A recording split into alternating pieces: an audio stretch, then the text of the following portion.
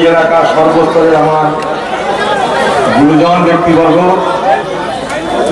আজকে আমাদের সবাই এসেছেন আমাদের ঘরে, আমাদের ঘরের মা, বোন, বৌদি, ভাবি, বুবু, বাপা, বন্ধু, সহকর্মী, ছোট ছোট ভাই সকলকে কংগ্রেসের আজকের সভায় যোগদানের জন্য আন্তরিক অভিনন্দন এবং কৃতজ্ঞতা জানাচ্ছি। মানুষ একটু আগে বলছিল চাচার নিকট ভাতিজার কথা। রঘুনাথগঞ্জের মানুষ এবারে ভোটে ভাতিজাকে কড়া বেগুন ভাজা দিয়ে খাতির করবে আমরা জানি।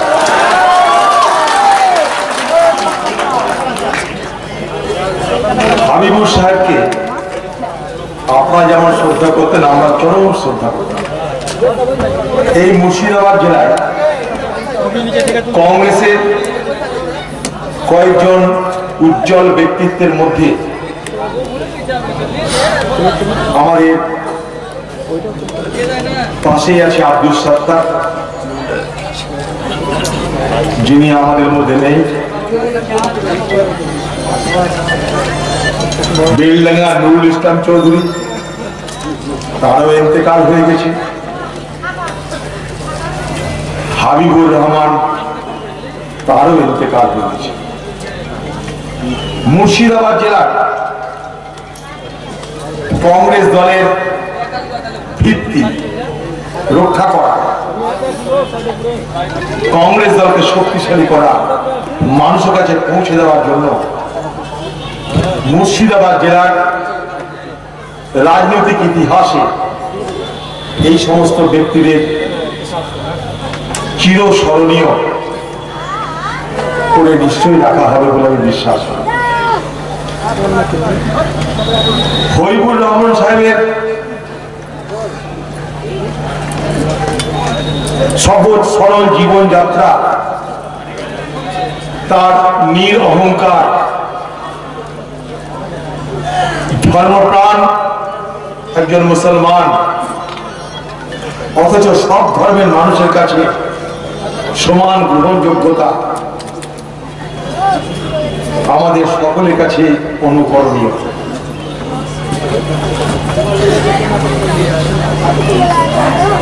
হবিবুর রহমান সাহেবের যে বাড়িটা, তিনি যেখানে বসবাস করতেন, আমরা মুর্শিদাবাদ জেলার কংগ্রেস কর্মীরা সেটাকে জঙ্গিপুর মহকুমার মক্কা বলে জানতাম। আজকে সেই জঙ্গিপুর মহকুমার যে গৃহটিকে আমরা মক্কার ন্যায় কংগ্রেসের কর্মীরা জ্ঞান করতাম, আজকে সেটা এক নাপাক আস্তানায় রূপান্তরিত হয়েছে। এটা আমাদের দুর্ভাগ্য। তাকে আমরা টিকিট দিয়েছিলাম সেই মহান ব্যক্তিটির প্রতি শ্রদ্ধা জানিয়ে, তার প্রতি আমাদের ভক্তি প্রদর্শন করে আমরা কংগ্রেসের টিকিট দিয়েছিলাম। আপনাদের কাছে একইভাবে আজকে যেমন ভোট চাইতে এসেছি, তেমনি করে আপনাদের কাছে বলেছিলাম যে হবিবুর সাহেবের পরিবার, তাদেরকে আশীর্বাদ করুন, দোয়া করুন। আপনারা খোলা হাতে আশীর্বাদ করেছিলেন, দোয়া করেছিলেন। তাকে আমরা বিধায়ক করেছিলাম। তার পরিচয়ের আগে লেখা হতো হবিবুর রহমানের ছেলে। তাদের নিজেদের পরিচয় থেকে তাদের বাবার পরিচয় তারা ছিল উজ্জ্বল। আজকে কোন মহান কাজ করতে গিয়ে তাদেরকে কংগ্রেস দল ত্যাগ করে তৃণমূলের ঝান্ডা নিতে হলো, এলাকার মানুষ তার বিচার করে। দেখুন, কেউ কোনো দল পরিবর্তন করতে পারে তার ভালো লাগা না লাগার উপরে। আমরা কাউকে জোর করে বলতে পারি না যে তোমাকে তালা মেরে রেখেছি, তোমার কোথাও যাওয়া যাবে না। কিন্তু নিয়াতের খোট থাকলে, নিয়াতের গন্ডগোল থাকলে কি হয়, এখনো তুমি টিকিট পেয়েছো, তুমি নমিনেশন ফাইল করতে যাবে, নমিনেশন ফাইল করার দিন পর্যন্ত তোমার পকেটে কংগ্রেসের সিম্বল তোমাকে বহন করতে হবে। এখনো সে কিন্তু কংগ্রেসের এমএলএ, সরকারি ভাবে, আইনি ভাবে এখনো সে কংগ্রেসের এমএলএ।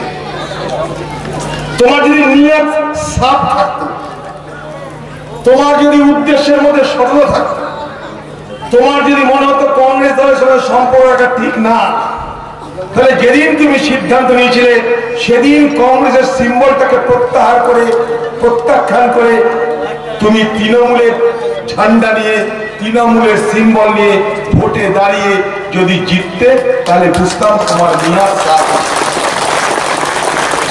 কিন্তু তুমি লোভী, তুমি লোভী, তাই তোমাকে তৃণমূল করতে হয়েছে। তুমি ভীতু, তাই মানুষের কাছে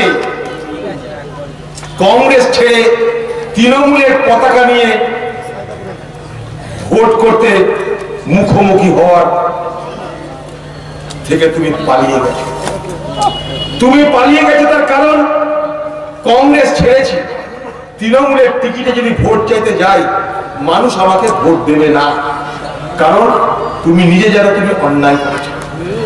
অন্যায় করেছো জানো বলেই তুমি তৃণমূলের টিকিট নিয়ে মানুষের দরবারে গিয়ে বলনি যে আমি কংগ্রেস ছেড়ে দিয়েছি, কংগ্রেসের এই ভুল ছিল, আপনাদের কাছে তাই নতুন করে এসেছি, নতুন পরিচয়ে আমি বাঁচতে চাই, আমি তৃণমূলের এমএলএ হতে চাই, এই দেখুন তৃণমূলের টিকিট নিয়ে এসেছি। তা কিন্তু বলেনি আপনাদের কাছে, কারণ সে ভীতু, কারণ সে দুর্বল, কারণ সে জানে মনে মনে অন্যায় করেছে। অন্যায় করেছে জানে বলেই মানুষের মুখোমুখি হতে পারেনি। তাহলে কিসের জন্য গেল? লোভ, শুধুমাত্র লোভ। কি লোভটা কি? ওখানে গেলে টাকা পাওয়া যাবে, ওখানে গেলে টাকা পাওয়া যাবে। কংগ্রেসের পকেট ফাঁকা, তৃণমূলে গেলে টাকা। তাই শুধুমাত্র টাকা কামাতে তিনি চলে গেলেন দিদির দলে। প্রথমে তিনি নগদ পেলেন 50 লাখ। কুরবানির সময় বেলডাঙ্গার হাটে বকরি আছে প্রচুর। কুরবানির সময় বেলডাঙ্গার হাটে একদিন গেছি, দেখছি বকরি বিক্রি হচ্ছে। একটা জায়গা খুব ভিড়। জিজ্ঞেস করলাম, ভাই এখানে তো ভিড় কেন? বলছি দাদা এখানে চাইনিজ বকরি এসছে। চাইনিজ বকরি কেন? এগুলো সস্তার বকরি, গায়ে গোস্ত থাকে না, অতটা টেস্টও হয় না, অত চর্বিও থাকে না, কিন্তু সস্তা, খাওয়া যায়। তাই এখানকার লোক চাইনিজ বকরি কিনছে। আমি বললাম ভাটবালাকে যে শুধু তোমরাই চাইনিজ বকরি বেচছো তা নয়, চাইনিজ বকরি বাংলার তৃণমূল নেত্রী মমতা ব্যানার্জিও কিনছে। আমাদের দলের অনেক চাইনিজ বকরি পালিয়েছে, দাম 50 লাখ। তার সঙ্গে আরো কি চুক্তি হয়েছিল? ঘর দিব, ঘর। তোমার হাতে 100 ঘরের সংসার, প্রতি ঘরে যদি 20,000 হয়, 30,000 হয়, 40,000 হয়, 100 ঘর মানে কত দেখে লাভ। গরু পাচারের কিছু ভাগ পাওয়া যাবে, পঞ্চায়েতের এদিক ওদিক দুয়ারা চারানা পাওয়া যাবে। বাকি পুলিশ তো কিছু বলবে না, যে পুলিশ তোমার দিকে লাল লাল চোখে তাকাতো, এখন সে পুলিশ নীল চোখে তাকাতো দিদির দল। তাই মানে মানে কংগ্রেস করে ঝামেলা কি দরকার? আরামের মস্তি সুখের জীবন কাটাবো, তৃণমূল আমাকে সেই সুখ স্বাচ্ছন্দ্য দিতে পারে। 100 তৃণমূল তোমাকে সুখ দিতে পারে, স্বাচ্ছন্দ্য দিতে পারে, একতলা বাড়ি দোতলা করে দিতে পারে, সাইকেল থেকে 4 চাকা করে দিতে পারে, কলকাতায় ফ্ল্যাট কিনে দিতে পারে, ট্রেনে চালানোর পয়সা জোগাড় করে দিতে পারে, কিন্তু তৃণমূল তোমাকে সম্মান মর্যাদা দিতে পারে না।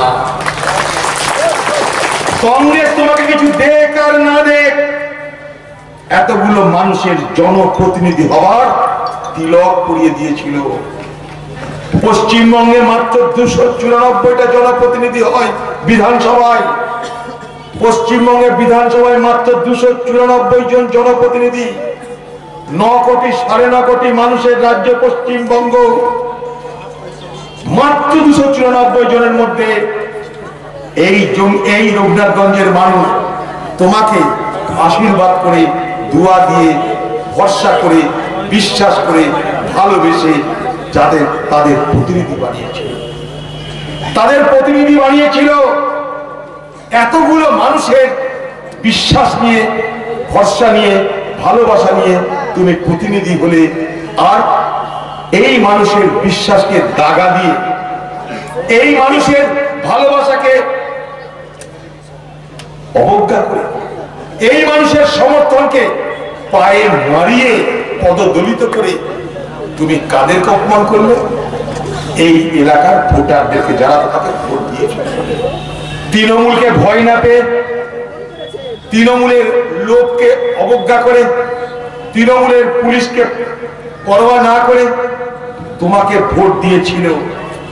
এই জন্য নয় যে তুমি তাদের ঘরে ঘরে চাকরি দেবে, তুমি তাদের ঘরে ঘরে প্রতিদিন গোশ ভাত দেবে, তার জন্য নয়। তারা ভোট দিয়েছিল তোমাকে, কংগ্রেস দলের তুমি একজন প্রতিনিধি হবে, সেই লক্ষ্যে তুমি তাদের বিপদে আপদে দাঁড়াবে, তাদের বিশ্বাস আস্থার মর্যাদা দেবে, তার জন্য তোমাকে ভোট দিয়েছিল। এই হাজার হাজার মানুষের এই আশীর্বাদকে অবজ্ঞা যারা করে, তারা কি সত্যিকারের বলুন তো মানুষকে ভালোবাসতে পারে? আবার বলছি, তোমার যদি মনে হতো কংগ্রেস খারাপ, কংগ্রেসকে ত্যাগ করা দরকার, কংগ্রেসের পতাকাটা ফেলে দিয়ে কংগ্রেসের এমএলএ পদটাকে প্রত্যাখ্যান করে মানুষের কাছে এসে বলতে, আমি কংগ্রেস ছেড়ে দিলাম, নতুন দলের আমি সদস্য হলাম, নতুন দলের টিকিট নিলাম, আমি এই কারণে কংগ্রেস ছেড়েছি, আপনারা আমাকে দ্বিতীয়বার আবার জয়যুক্ত করুন, তা কিন্তু করেননি আপনারা। এই জন্যই বলছি, নিয়াতে ক্ষোভ। যারা মানুষের বিশ্বাস আস্থা নিয়ে তাদের সঙ্গে বেইমানি করে, তারা মানুষের সেবক হবে কি করে? তারা মানুষের সেবক হবে কি করে? তাই তাদের চামড়া মোটা হতে পারে, তাদের লাজ লজ্জা না থাকতে পারে। আমি কংগ্রেস করি, আমার লাজ লজ্জা আছে, তাই তাদের জন্য, তার জন্য আপনাদের কাছে দোয়া চেয়েছিলাম, আশীর্বাদ চেয়েছিলাম। সেই দোয়া আশীর্বাদের মর্যাদা তারা রাখেনি, মানে আমরাও রাখিনি। তাই সর্বপ্রথম তাদের এই পাপের জন্য কংগ্রেসের মঞ্চ থেকে আপনাদের কাছে ক্ষমা চাইছি, আপনাদের কাছে দয়া চাইছি, আপনারা কংগ্রেসকে ক্ষমা করে দিন।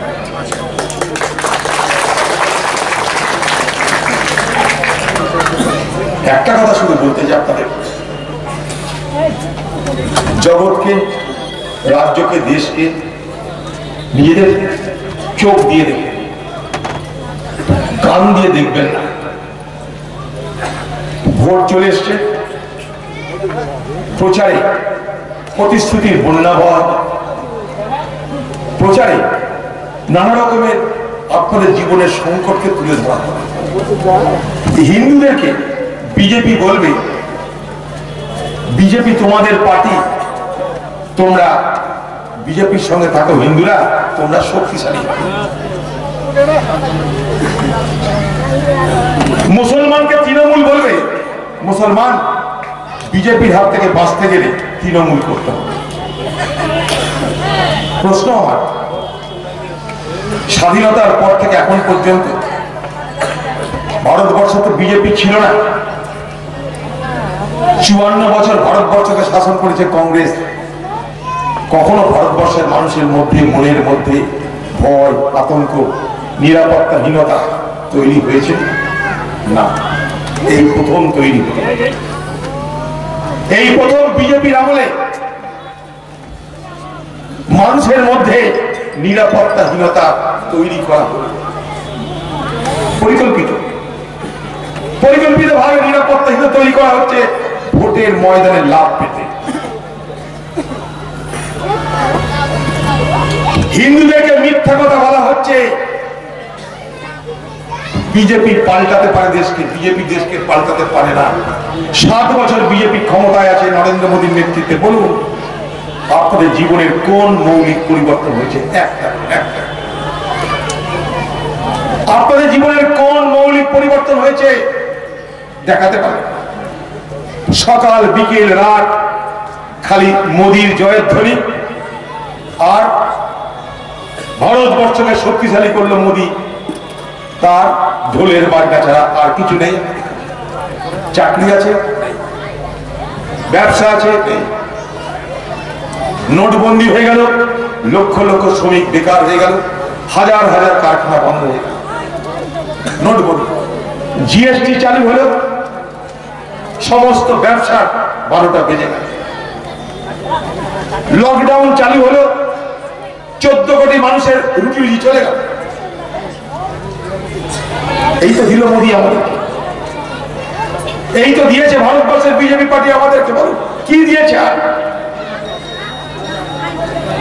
আজকে ভারতবর্ষের আর্থিক ব্যবস্থা জেরবার হয়ে গেছে। দেখছেন না আপনার বাজারে জিনিসের দাম বাড়ছে? দেখছেন না পকেট ফাঁকা হয়ে যাচ্ছে? 100 টাকা আজকে পেট্রোলের দাম, 90 টাকা কাছাকাছি আজকে ডিজেলের দাম। মানুষ কি কোথায় যাবে? পেট্রোল ডিজেলের দাম বাড়া মানে বাজারে আগুন লেগে যাবে। ভারতবর্ষের মোদী বলেছিল আমাকে ক্ষমতা দাও, তোমাদের সুন্দর দিন এনে দেব। 2014 সাল কংগ্রেস ক্ষমতায়, আপনাদের জানা দরকার। 2014 সাল কংগ্রেস ক্ষমতায়, বিশ্বের বাজারে তেলের দাম 1 ব্যারেল $108। 1 ব্যারেল মানে প্রায় 160 লিটার তেল, দাম $108। আজকে 2021 সাল, আজকে বিশ্বের বাজারে তেলের দাম 1 ব্যারেল $65। 2014 সাল কংগ্রেসের জমানা 1 ব্যারেল তেলের দাম ছিল $108, মনে করুন 108 টাকা। আজকে বিশ্বের বাজারে তেলের দাম $65। ডলারটা হচ্ছে আমেরিকান টাকা। কিন্তু যখন বিশ্বের বাজারে তেলের দাম ছিল $108 কংগ্রেসের আমলে, তখন ভারতবর্ষের মানুষের কাছে পেট্রোল বিক্রি করার ব্যবস্থা ছিল 71 টাকা লিটার। 71 টাকা লিটার। তাহলে 108 যখন বিশ্বের বাজারে দর, তখন কংগ্রেস নিয়েছে 71 টাকা। বিশ্বের বাজারে যখন 65 টাকা দর, বিজেপি নিচ্ছে 100 টাকা 1 লিটার। হিসাব বুঝতে পারছেন আমরা কোথায় যাব? ডিজেলের দাম একইভাবে বেড়ে চলেছে। মোদী বলছে আমরা দেশকে এগিয়ে নিয়ে যাচ্ছি। আমাদের আশেপাশে অনেক দেশ আছে, বাংলাদেশ আছে, পাকিস্তান আছে, নেপাল আছে, ভুটান আছে, শ্রীলঙ্কা আছে। আমাদের পাশে বাংলাদেশ, সেখানে তেলের দর কত? 1 লিটার 76 টাকা। আমাদের পাশে নেপাল, সেখানে তেলের দর কত? 65 টাকা 1 লিটার। আমাদের পাশে শ্রীলঙ্কা, সেখানে তেলের দর কত? 65 টাকা 1 লিটার। আমাদের দুশ্মন পাকিস্তান, সেখানে তেলের দর কত? 51 টাকা 1 লিটার। আমাদের বন্ধু দেশ ভুটান, সেখানে তেলের দর কত? 49 টাকা 1 লিটার। আর মোদীর রাজ্য ভারতবর্ষ, সেখানে তেলের দর কত? 100 টাকা 1 লিটার। বিরাট কোহলিও সেঞ্চুরি মারছে, আমাদের মোদীও সেঞ্চুরি মারছে। এবার আরেকটা চালাকি দেখুন, বাংলার মুখ্যমন্ত্রী মমতা ব্যানার্জি, সে কিন্তু তেলের দরের জন্য একদিন একটু আন্দোলন করলো, একটু এদিক ওদিক করলো। পার্টির লোকরা, দিদি আন্দোলন করেনি, দিদির দলের লোকরা একটু কেউ ঘষি দিল, একটু কেউ দিদি করেছে। ইলেকট্রিক স্কুটার চালিয়ে একদিন নবান্ন গেছে প্রতিবাদ করতে। দিদি কত কমিয়েছে তেলের দর? 1 টাকা কমিয়েছে। আপনাদের জানি না, এই যে তেলের দর আপনার বাজারে ঠিক হয়, পেট্রোল পাম্পে ঠিক হয়, সেখানে দু ধরনের ট্যাক্স লাগে, একটা লাগে কেন্দ্রের জন্য, একটা লাগে রাজ্যের জন্য। কেন্দ্র যেটা নেয় সেটাকে বলে এক্সাইজ ডিউটি, রাজ্য যেটা নেয় সেটাকে বলে ভ্যাট। দু রকমের ট্যাক্স নেওয়া হয়, একটা নেয় কেন্দ্র, একটা নেয় রাজ্য। তাহলে কেন্দ্র আর রাজ্যের উভয়ের ট্যাক্সের জন্য তেলের দর বেড়ে যাচ্ছে 100 টাকা। যদি মনে করেন তাহলে আসলে তেলের দরটা কত, যদি ট্যাক্স না নেওয়া হয় তাহলে 1 লিটার তেলের দাম হবে 32 টাকা। ট্যাক্স নিতে নিতে নিতে নিতে কেন্দ্র এবং রাজ্য ট্যাক্স নিতে নিতে 1 লিটার তেলের দর দাঁড়ায় 100 টাকা। দিদি যে ট্যাক্সটা নেয় সেখান থেকে দিদি বুদ্ধি করে আমাদের কি করলো, 1 টাকা কমিয়ে দিল। দেখছো আমি কত বড় কাজ করলাম, 1 টাকা কমিয়ে দিলাম। যখন করোনা চলছে, চালাকিগুলো একটু শুনুন আপনারা, যখন করোনা চলছে তখনও পশ্চিমবঙ্গে ভ্যাটের দর বাড়ানো হয়েছে। আজ যখন চারিদিকে চিৎকার, কমিয়েছে 1 টাকা। জঙ্গিপুরের বাস স্ট্যান্ডে একটা পকেট মার ছিল, সে পকেট মার একদিন একটা রুগীর হাসপাতাল দেখাতে এসছে, তার পরিবারের পকেট থেকে 500 টাকা মেরে দিল পকেট মার। এবার রুগীর যে পরিবার তারা হচ্ছে আমি যাবো কোথায়, রুগী দেখাবো কি করে, ওষুধ কিনবো কি করে, বাড়ি যাবো কি করে, পকেট মার ওখানে তো বসেই আছে আরেকজনের পকেট মারার জন্য। তার অনেকক্ষণ দেখতে দেখতে আফসোস হয়েছে, বলছে আপনারা এরকম ব্যস্ত কেন, চঞ্চল কেন, বলছে বাড়ি যাওয়ার টাকা। বলছে আচ্ছা আচ্ছা এলেন 10 টাকা, আপনারা বাসা করে বাড়ি চলে যান। তো সেই লোকগুলো ভাবছে কোথাকার তাল বিলি মেরে রে ভাই, আমার কষ্ট জানলো কি করে, আমাকে আবার 10 টাকা দিয়ে দিল। আর পকেট মার ভাবছে 500 টাকা মেরেছি, 10 টাকা দিলাম, আল্লাহর কাছে আমি কিছু দোয়া করব। তো আমাদের দিদিও সেই চালাকিটা করছে আমাদের সঙ্গে। তুমি তেলের দাম বাড়িয়েই চলেছো, বাড়িয়েই চলেছো, বাড়িয়ে চলেছো। মোদি বাড়াচ্ছে, দিদি বাড়াচ্ছে, মোদি বাড়াচ্ছে, দিদি বাড়াচ্ছে। এখন আমাদের খাতির করার জন্য ভোট চলে এসছে, 1 টাকা কমালাম। সেই পকেট মারে 500 টাকা মারলো, 5 টাকা বাস ভাড়া দিল। যদি কমাতে হয় ভালো করে কমাও। কংগ্রেসের সরকার ছত্তিশগড়ের কংগ্রেসের সরকার 1 লিটার পেট্রোলে 12 টাকা দর কমিয়েছে। ছত্তিশগড়ের কংগ্রেসের সরকার 1 লিটার ডিজেলে 4 টাকা দর কমিয়েছে, খোঁজ নিয়ে। বাংলায় আমাদের সঙ্গে এই চালাকি করছে। ভোট এসে গেছে, একদিকে ভয় দেখানো হবে, আরেকদিকে আপনাকে প্রলোভন দেখানো হবে।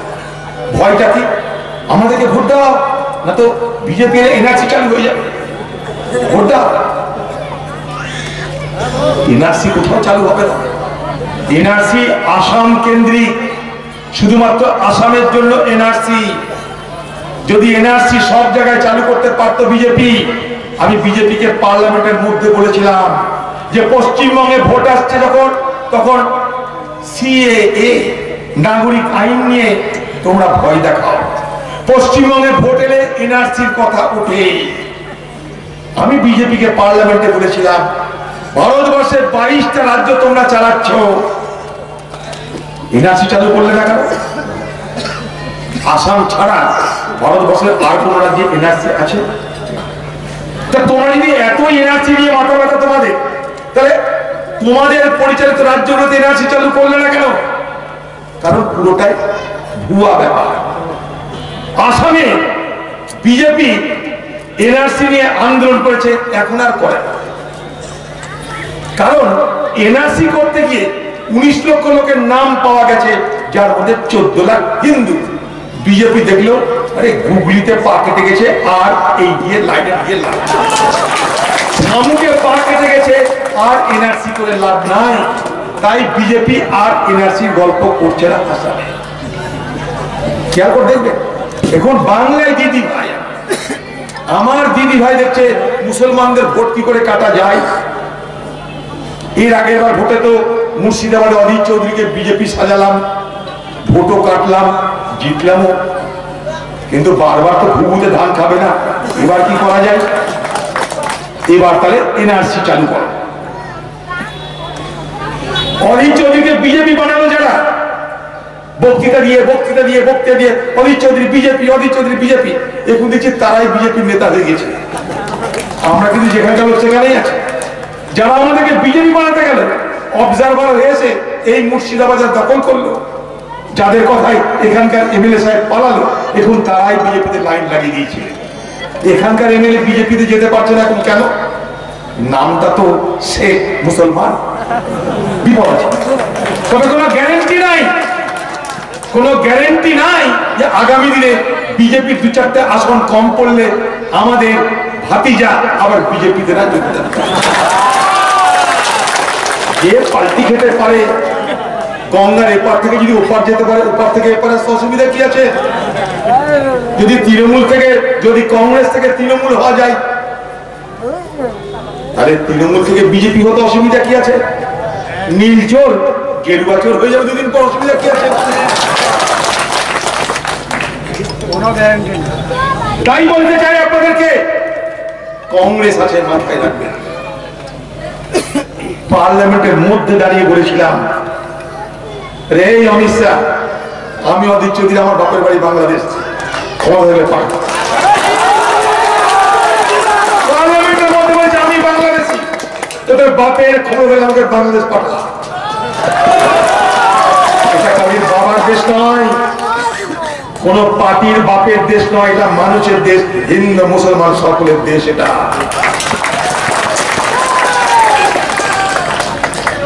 খালি ভোটের সময় কিছু দেখানো হয়, ভোটের সময় ভর্তি দেখানো হবে।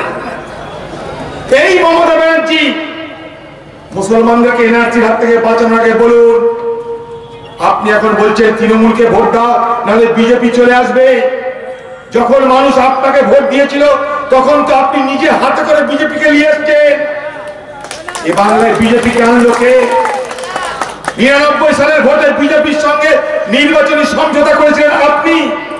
আপনি বলেছিলেন আরএসএস দেশপ্রেমী, আপনি বলেছিলেন বিজেপি পার্টি অচ্ছুত নয়, অস্পৃশ্য নয়, আপনি বলেছিলেন।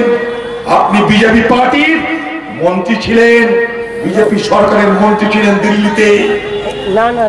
আপনি বিজেপি সরকারের রেল মন্ত্রী ছিলেন, বিজেপি সরকারের কয়লা মন্ত্রী ছিলেন। নরেন্দ্র মোদী যেদিন মুখ্যমন্ত্রী হয়, গোধ্রার ঘটনার পর আপনি লাল গোলাপ ফুল পাঠিয়েছিলেন, ভুলে যাবেন না, ভুলে যাবেন না।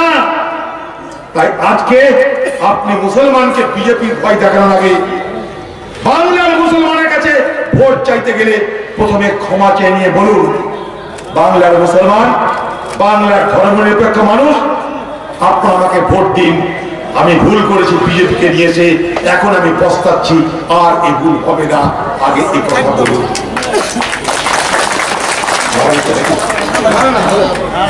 তাই এই এলাকার মানুষ বিভ্রান্ত হবে না কোনো কথায়, কিন্তু একটা কথা বলে দিলাম, নির্বাচন মানে বিভ্রান্তি ছড়ানোর নানা প্রচেষ্টা হবে। আপনাদেরকে বলা হবে এই দিলাম, তাই দিলাম, ওই দিলাম, খেতে দিলাম, করতে দিলাম, বসতে দিলাম, কত কথা। আমি যখন এখানে আসছিলাম, যিনি এখানে বক্তব্য রাখছিলেন, রাস্তা থেকে শুনছিলাম, তিনি বলছিলেন 100 দিনের কাজ কংগ্রেস এনে দিয়েছে, খাদ্য সুরক্ষা আইন কংগ্রেস এনে দিয়েছে, একদম সঠিক, ইন্দিরা আবাস কংগ্রেস এনে দিয়েছে। আপনার জীবনের জন্ম থেকে মৃত্যু পর্যন্ত যা যা প্রয়োজন হয়তো পর্যাপ্ত পরিমাণ দিতে পারেনি, কিন্তু সব কিছু শুরু আমরা করেছি। সন্তান সম্ভব মা, আইসিডিএস, মিড ডে মিল, শিক্ষার অধিকার, কাজের অধিকার, খাদ্যের অধিকার, তথ্যের অধিকার, তাকিয়ে দেখুন, যেদিকে তাকাবেন কংগ্রেস আর কংগ্রেস, কংগ্রেস আর কংগ্রেস। আপনার জীবনের জন্ম থেকে মৃত্যু যা দিয়েছে সব কংগ্রেস দিয়েছে আপনাকে।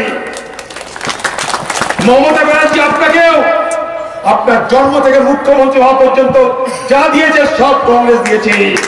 আর সেই কংগ্রেসকে হত্যা করে বাংলা থেকে উচ্ছেদ করতে আপনি সব থেকে বড় প্রচেষ্টা করেছেন।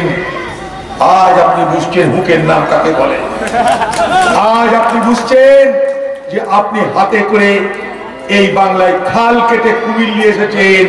সেই কুমির এখন আপনাকে যখন গিলতে যাচ্ছে তখন আপনি লড়বড় লড়বড় করছেন।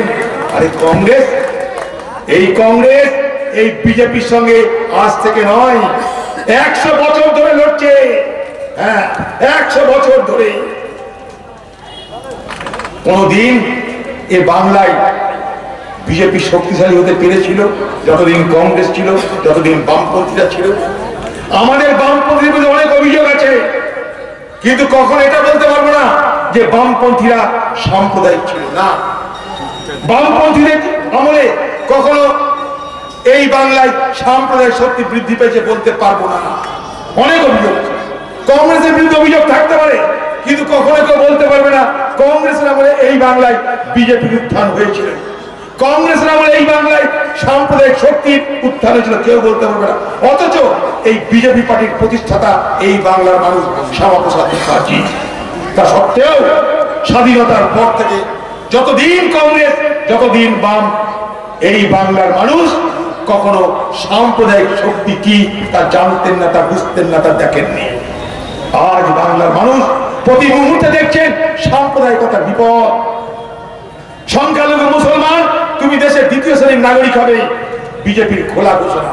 কংগ্রেস ধর্মনিরপেক্ষতার জন্ম দিয়েছে, সংবিধান দিয়েছে আপনাকে, কারো ইচ্ছা অনিচ্ছায় নয়, কারো ক্ষমতায় কুলাবে না আপনাকে ভারতবর্ষের দ্বিতীয় নাগরিক করার, জেনে রাখবেন আপনি। তাই আপনার হাতে সংবিধান আছে, আপনার হাতে সংবিধান আপনার রক্ষার সব থেকে বড় অস্ত্র, সব থেকে বড় নিউক্লিয়ার বোম সংবিধান আপনাকে দিয়েছে ভারতবর্ষের জাতীয় কংগ্রেস। অতএব আপনি চিন্তা করবেন না, না হিন্দু না মুসলমান, কাউরি করে চিন্তা করার দরকার নাই। কারণ এখানে রাজনীতির জন্য অনেক কিছু বলা হবে। আজকে বলছিল নাগরিক আইন চালু করবো, 1.5 বছর হয়ে গেল, তোদেরকে কে মানা করেছিল নাগরিক আইন চালু করতে? পেরেছিস না? ভোটের জন্য সব ভোটের জন্য বলা হলো কাশ্মীরে 370 ধারা উঠিয়ে দিলাম, কাশ্মীরে তোমরা যা কিছু তাই করতে পারো, যেতে পারো, খেতে পারো, ঘুমাতে পারো, শুতে পারো, জায়গা কিনতে পারো, দোকান করতে পারো, বাড়ি করতে পারো, সব পারো। কেউ পেরেছে এখন পর্যন্ত একটা লোক? খালি ভোট আর ভোট, একটা করে ভোট আসবে, তার আগে হাওয়া তোলা হবে, সাম্প্রদায়িকতার জিগির তোলা হবে। অতএব বাংলার মানুষ সতর্ক থাকে। যত প্রকল্প চালু আছে আপনার গ্রামে, আপনার এলাকায়, সব প্রকল্প চালু থাকবে, কোন প্রকল্প কেড়ে নেওয়ার অধিকার কারো নেই। বাংলার মুখ্যমন্ত্রী ক্ষমতা এসেছেন, কংগ্রেসের প্রকল্প সেগুলো আপনি চালু রেখেছিলেন, 2-4টে নতুন প্রকল্প করেছেন। নতুন যে সরকার আসবে তারা আপনার উপরে আরো ডবল প্রকল্প করবে। প্রকল্প কখনো থেমে থাকে না, আমরা বলেছি। তাই আগামী দিনে পশ্চিমবঙ্গে মানুষের আর্থিক দুরবস্থার কথা মাথায় রেখে, মানুষের আর্থিক দুরবস্থার কথা মাথায় রেখে, মানুষের বেরোজগারির কথা মাথায় রেখে, চাকরি বাকরির অভাবের কথা মাথায় রেখে আমরা এই পশ্চিমবঙ্গের গরিব মানুষদেরকে প্রতি মাসে নির্দিষ্ট হারে একটা অর্থ বরাদ্দ করার ব্যবস্থা করব, যে প্রকল্পের নাম ন্যায় প্রকল্প। এটা কংগ্রেসের ইস্তেহারের প্রকল্প। আজকে ছত্তিশগড়ের কংগ্রেস সরকার গরিব মানুষদের প্রতি মাসে 5,700 টাকা করে দেয়। আমরাও আগামী দিনে গরিব মানুষদের বাংলার নির্দিষ্ট অঙ্কের টাকা আমরা ক্যাশ টাকা হিসাবে প্রতি মাসে দিয়ে তাদেরকে আর্থিক দিক থেকে মজবুত করব, এটা আমাদের সিদ্ধান্ত। তাই আমাদের উপরে ভরসা রাখবেন। মনে রাখবেন, কংগ্রেস এখানে ভুয়া কথা বলতে আসেনি, ফাঁকা আওয়াজ মারতে আসেনি। 54 বছর কংগ্রেস দেশ চালিয়েছে, 73,000 কোটি টাকা কৃষি ঋণ মকুব করেছে কংগ্রেস। যেখানে কংগ্রেস সেখানে মানুষের পাশে দাঁড়ায় সেই সরকার।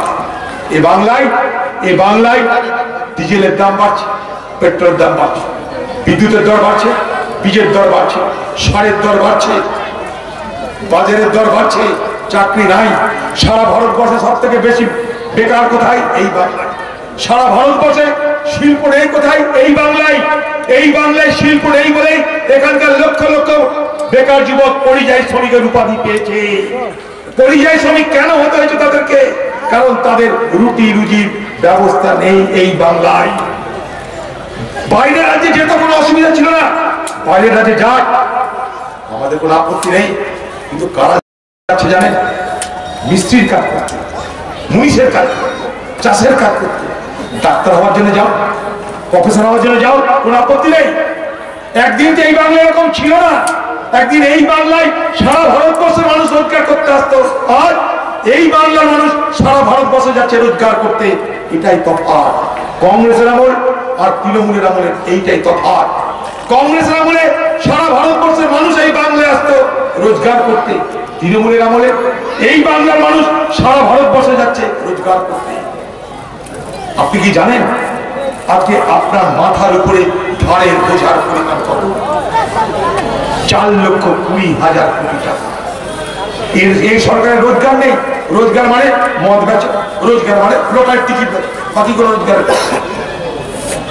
পার্টি নেতাদের রোজগার মানে গরু পাচার করো, পার্টি নেতাদের রোজগার মানে পঞ্চায়েতের টাকা মারো, মালিক টাকা মারো, কয়লার টাকা মারো, হিসাব বরাবর। আপনার আমার চাকরি নেই, বেকার যুবক যাবে কোথায়? পড়াশোনা শিখছে, শিক্ষিত হচ্ছে, চাকরি পাচ্ছে না। চাকরি পাচ্ছে না তারা নেতাদের বাড়িতে বাড়িতে যাচ্ছেন, পিছন পিছন ঘুরছে, ঘুষ দিচ্ছে, চাকরি নাই। তাই এই এলাকার মানুষ জেনে রাখুন, আপনার আমার আজকে মাথার উপরে ধারের বোঝার পরিমাণ 4,20,000 কোটি টাকা।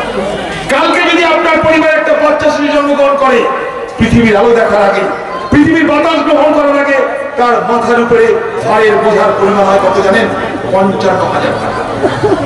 তাই এলাকার মানুষ, কংগ্রেস এই মুর্শিদাবাদ জেলায় যতদিন থেকেছে মানুষের পাশে দাঁড়িয়ে মানুষের সেবা করার চেষ্টা করেছে। এই মুর্শিদাবাদে কংগ্রেস থাকা মানে মুর্শিদাবাদের সাম্প্রদায়িক সম্প্রীতি, মুর্শিদাবাদের উন্নতি স্থায়ী হওয়া। তাই এলাকার মানুষ, কংগ্রেস ছিল আপনাদের সঙ্গে, কংগ্রেস আছে আপনাদের সঙ্গে, কংগ্রেস থাকবে আপনাদের সঙ্গে। আমাদের উপরে ভরসা রাখবেন, বিশ্বাস রাখবেন। আমরা আপনাদের ভালোবাসি, শ্রদ্ধা করি, সম্মান করি।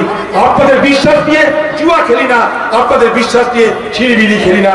আগামী দিনেও কংগ্রেস আপনাদেরকে যে কথা বলে গেল, প্রত্যেকটা পরিবার, আপনার পরিবারকে সচ্ছল রাখার দায়িত্ব কংগ্রেসের। যত প্রকল্প আছে গ্রাম বাংলায় সমস্ত প্রকল্প চালু রাখার দায়িত্ব কংগ্রেসের। আপনার এলাকার উন্নয়নের দায়িত্ব কংগ্রেসের। আমাদের উপরে ভরসা রাখবেন, বিশ্বাস রাখবেন। জয় হিন্দ।